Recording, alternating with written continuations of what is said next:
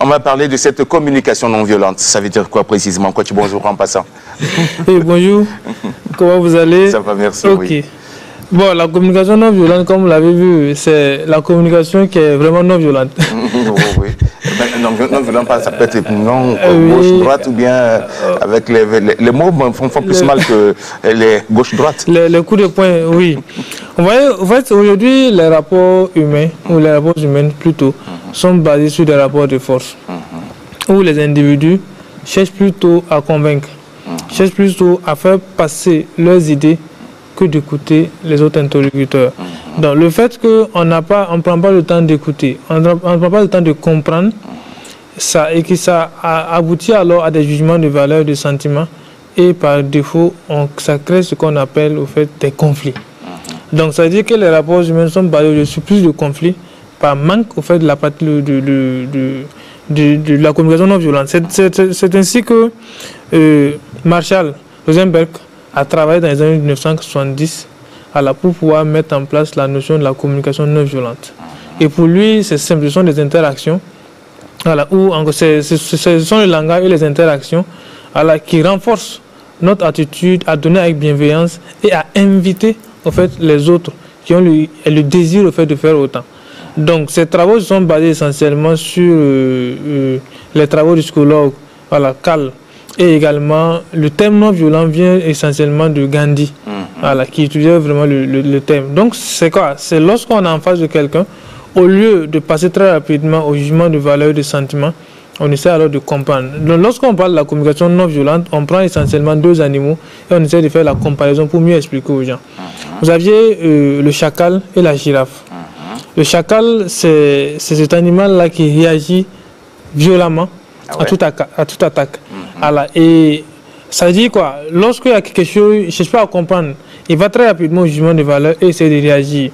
Lorsqu'on est dans la posture du chacal, lorsqu'il y a un déphasage dans la communication, ce déphasage va aboutir essentiellement soit à un gagnant, ou à un perdant, ou à des sanctions.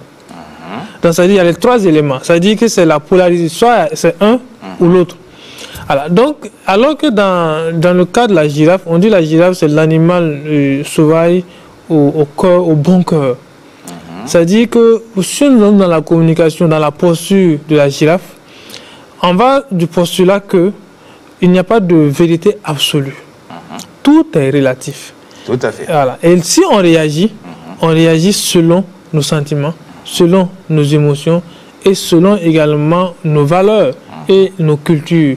Donc par conséquent, au lieu de juger très rapidement un individu, lorsqu'il y a un problème, alors j'essaie de comprendre dans quelle posture cette personne était avant de réagir. Voilà. Donc on va nous poser l'acte pour voir un petit peu. Alors donc cette communication non violente ne peut avoir que des bienfaits, mine de rien. Oui. Ce sont lesquels précisément? Est-ce que ça amène déjà un climat de paix, de sérénité et d'épanouissement, ou bien ça permet aussi une grosse méfiance vis-à-vis de l'autre? Non, ce n'est pas une question de méfiance. Je prends un exemple assez simple. Vous voyez que dans la communication non violente, il y a trois éléments assez fondamentaux qu'on évoque.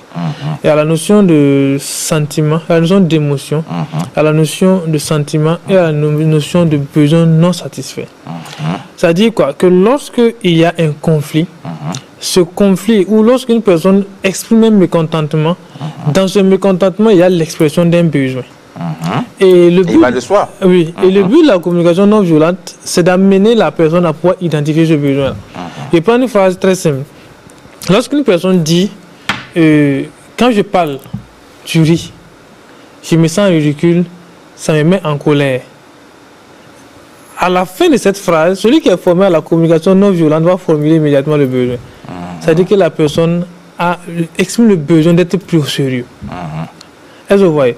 Donc, lorsque une personne commence à venir exprimer un mécontentement, lorsqu'on est formé dans la communication non violente, la première des choses, c'est d'abord chercher à comprendre quel est le sentiment, quelle est l'émotion, quel est le sentiment associé à cette émotion, et maintenant, quel est le besoin que la personne exprime.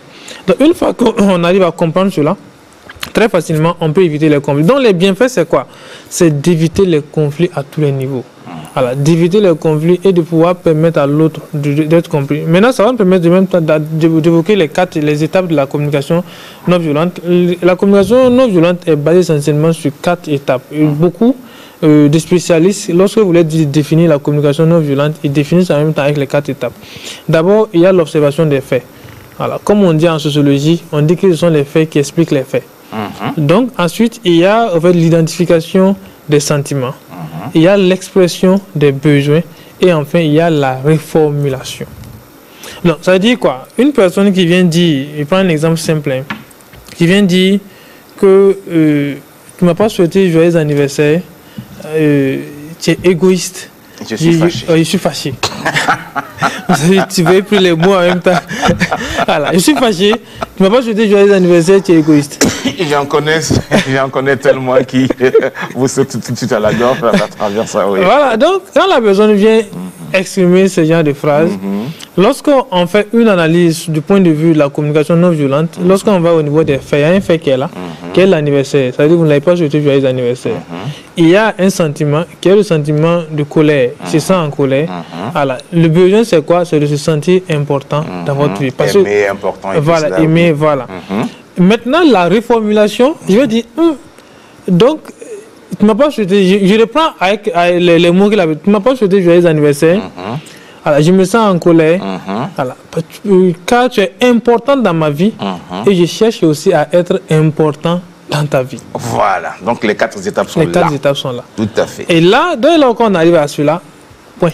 On pratique maintenant ce qu'on appelle la communication non violente. Donc, lorsque je n'interprète pas les sentiments de l'autre, lorsque je ne juge pas l'autre, alors ça me permet d'éviter les conflits et d'amener l'autre aussi à ne pas être dans cette posture. Ça veut dire que je comprends. Mais le dernier élément que je vais évoquer, c'est le pouvoir créateur. Et ça nous amène dans les utilisations, c'est ça? Oui, oui. Tout à fait. Voilà. Donc, c'est le pouvoir créateur. Il faut comprendre que chacun de nous a un pouvoir créateur. Voilà. Comme on le dit en hébreu, voilà, je parle en créant. Voilà. Donc, l'autre n'est pas à la base de mon problème. Ça, c'est le premier élément. J'aime expliquer aux gens que lorsque je tapote l'épaule de quelqu'un, d'un ami, qui, par malheur, a une blessure, sans savoir, j'ai tapoté, c'est la blessure que j'ai tapée, il va se retourner avec un sentiment de colère, me dire, mon ami, tu es en train de me blesser. Mais pourtant, il était déjà blessé. Il était déjà blessé. Mais nous, dans le coaching, on dit aux gens que la personne ne vous blesse pas. La personne vient tout simplement vous rappeler que vous avez une blessure dont vous devez prendre soin, qui n'est pas encore guérie. Donc, ça veut dire quoi? Qu'à chaque fois qu'on pense que c'est l'autre qui est à la base de notre colère, non, la personne n'est pas à la base de notre colère. La personne vient seulement réveiller, vous dire que il y a une émotion, un sentiment, un besoin que vous avez exprimé qui n'est pas encore satisfait. Donc, mais lorsqu'on revient dans les sentiments d'un jugement de valeur, alors on transfère notre pouvoir créateur à une autre personne et nous ne pratiquons pas alors la communication non violente. Monsieur Démé, merci beaucoup.